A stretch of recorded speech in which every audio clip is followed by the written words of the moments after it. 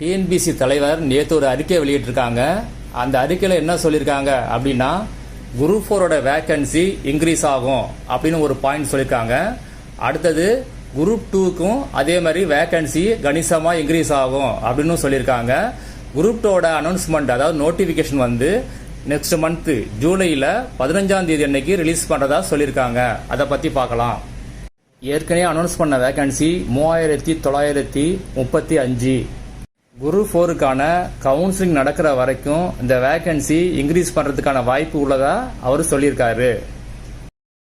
இதுதான் டிஎன்பிசி தலைவர் வெளியிட்ட அறிக்கை. இதில் என்ன சொல்லியிருக்காங்கன்னு பார்க்கலாம். இந்த ஆண்டு அறிவிக்கப்பட்டுள்ள குரூப் 4 தேர்வில் 3935 காலியிடங்கள் இடம்பெற்றுள்ளன. இது தோராயமான எண்ணிக்கைதான். தேர்வு நடத்தி முடிவுகள் வெளியிடப்பட்டு கலந்தாய்வு பணிகள் தொடங்குவது வரை காலி பணியிடங்களை சேர்க்கலாம். எனவே பல்வேறு துறைகள் மற்றும் பொதுத்துறை நிறுவனங்களிலிருந்து காலி பணியிடங்கள் வரும் பட்சத்தில் அந்த இடங்கள் இந்த குரூப் 4 தேர்வுடன் சேர்க்கப்படும். தற்போது காலியிடங்கள் உடனுக்குடன் அந்த ஆண்டு தேர்வுடன் சேர்க்கப்பட்டு விடுகின்றன. எனினும் தற்போது அறிவிக்கப்பட்டுள்ள காலி பணியிடங்களின் எண்ணிக்கை அதிகரிக்கும். மேலும் தற்போது அறிவிக்கப்பட்டிருக்கும் கல்வி தகுதி உடைய புதிய பதவிகள் வந்தாலும் அந்த பணியிடங்களும் சேர்க்கப்படும். எனவே காலி பணியிடங்கள் அதிகரிக்கவே செய்யும்.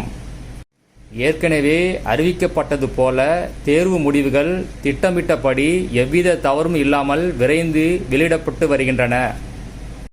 தேர்வர்களின் நலனை கருத்தில் கொண்டு விடைத்தாள் நடைமுறைகள் முற்றிலும் எளிமைப்படுத்தப்பட்டுள்ளன. அடுத்தது குரூப் 2க்கு என்ன சொல்லியிருக்கான்னு பார்க்கலாம்.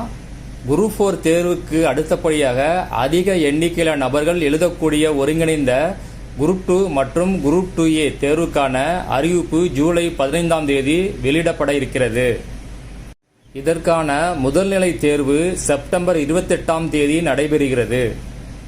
டிஎன்பிசி வெளியிட்ட வருடாந்திர தேர்வு அட்டவணையில் காலி இடங்களின் எண்ணிக்கை குறிப்பிடப்படவில்லை என்ற போதிலும் குரூப் 2 தேர்வில் காலி பணியிடங்களின் எண்ணிக்கை கணிசமாக இடம்பெறும்.